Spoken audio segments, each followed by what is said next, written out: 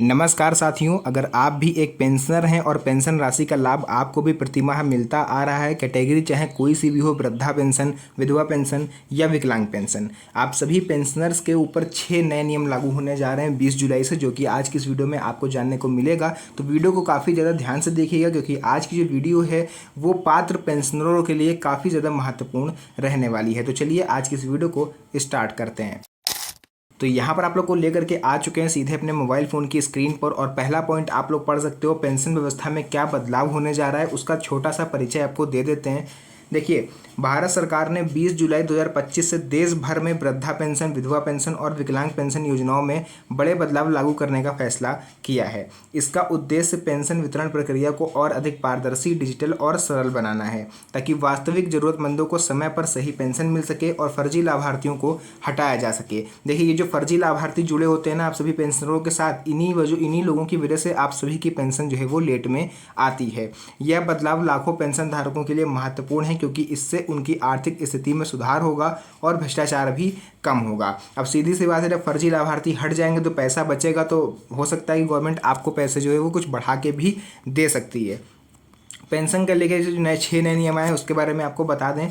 कुल 6 नए नियम लागू किए जाने की बात कही जा रही है, जो वृद्धावस्था, विधवा और विकलांग पेंशन धारकों को सीधे प्रभावित कर सकती है। ये नियम कौन कौन से हैं, देखिए आइए एक एक करके सभी नियम जान लेते हैं। पहला नियम आ जाता है वृद्धावस्था पेंशन में बढ़ोतरी और आय सीमा। देखिए, वृद्धावस्था पेंशन की न्यूनतम राशि 1500 रुपये प्रति माह अब तय की जा रही है। जी हाँ साथियों, बिल्कुल सही सुना आपने। अभी तक जहाँ पर 400, 1000, 1250 इस तरह की राशि मिलती है, उसको हटा करके अब 1500 रुपये तक की राशि जो है वो तय की जा सकती है, जो कि नए नियम आने वाले हैं। अधिकतम पेंशन राशि 3000 रुपये तक हो सकती है, जो कि राज्य सरकारों के निर्णय पर निर्भर करेगी कि वे अपने राज्य में बढ़ाते हैं या नहीं बढ़ाते हैं। पात्रता के लिए परिवार की वार्षिक आय 1.5 लाख रुपए से कम होनी चाहिए। इससे आय सीमा के कारण कई नए बुजुर्ग लाभार्थी योजना में शामिल हो सकेंगे। यानी अगर आपकी जो वार्षिक आय है वो 1.5 लाख रुपए से कम है, पारिवारिक आय, तो ही आपको इस स्कीम का लाभ मिलेगा। अदरवाइज जितनी पेंशन आपको मिल रही है केवल उतनी ही मिलेगी, ये बढ़ी हुई पेंशन आपको नहीं मिलेगी। इस नियम से गरीब और बेसहारा बुजुर्गों को फ़ायदा मिलेगा, जो अब बेहतर आर्थिक स्थिति में रह सकेंगे। इसी के साथ साथ दूसरा नियम देखिए कौन सा है जो लागू हो सकता है, वो ये है विधवा पेंशन को लेकर के, कि उनके लिए भी जो पात्रता है उसको थोड़ा सा स्ट्रिक्ट कर दिया जाएगा। विधवा पेंशन के लिए आयु सीमा बढ़ा करके 40 वर्ष से 60 वर्ष कर दी गई है।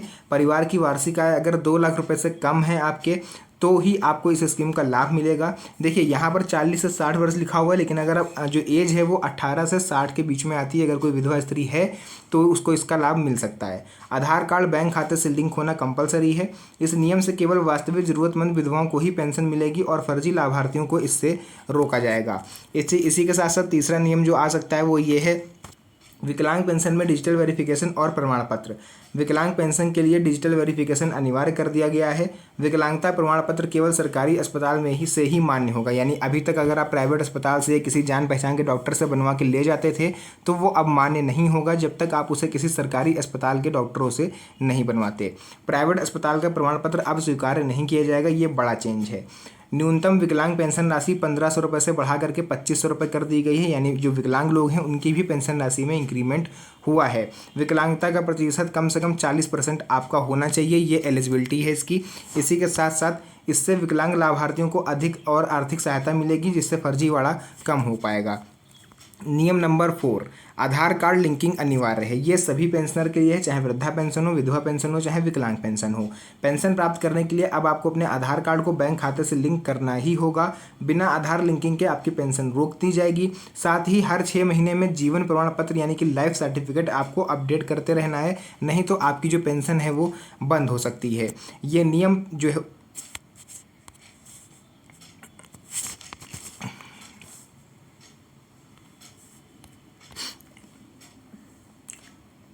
जो है वो पेंशन वितरण में पारदर्शिता और भ्रष्टाचार रोकने के लिए लागू किया गया है। इसी के साथ साथ नियम नंबर 5 देखिए क्या है, ग्रामीण और शहरी पेंशन राशि में अब समानता देखने को मिलेगी।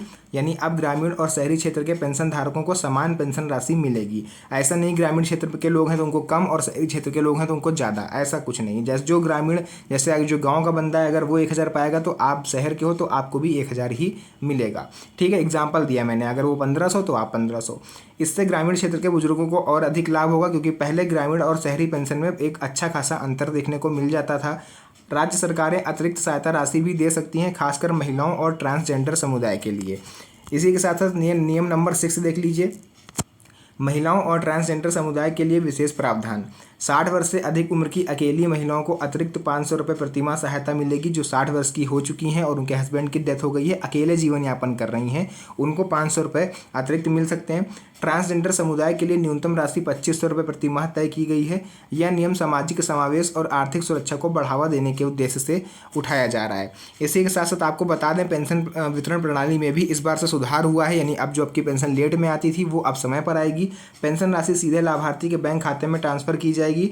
आधार कार्ड लिंकिंग और डिजिटल वेरिफिकेशन से फर्जी लाभार्थियों को हटाया जाएगा।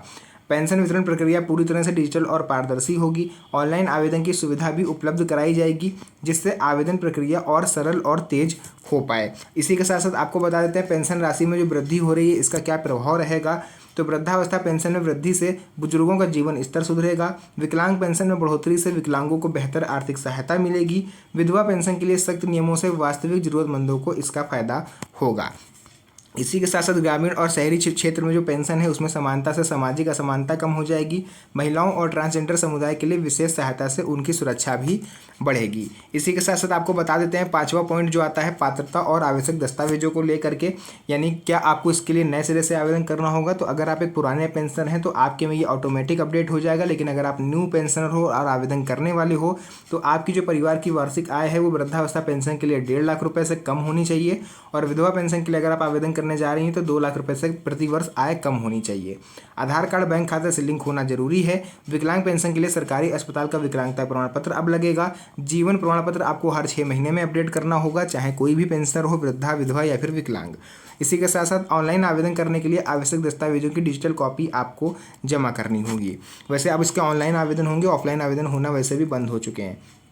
अब आपको बता देते हैं, जो लोग का ये कंप्लेन रहता है कि सर हमारी पेंशन नहीं आ रही है, बंद हो गई है, 3 महीने से नहीं आई, 2 महीने से नहीं आई, या फिर जनवरी से नहीं आई है, तो देखिए पेंशन आखिर बंद क्यों होती है।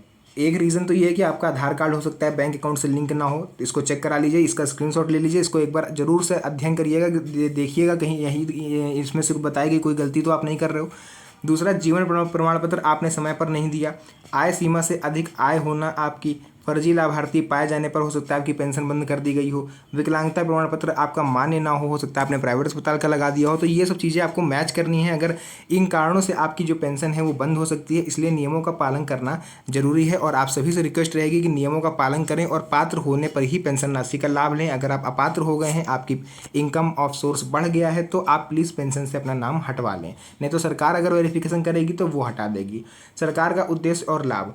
सरकार का उद्देश्य है कि सभी जरूरतमंदों को समय पर पेंशन मिले, डिजिटल और पारदर्शी व्यवस्था से भ्रष्टाचार कम हो, फर्जी लाभार्थियों को हटाकर संसाधनों का सही उपयोग किया जाएगा, वृद्ध, विधवा और विकलांगों की आर्थिक स्थिति इससे मजबूत होगी, सामाजिक सुरक्षा और समावेश को बढ़ावा मिलेगा।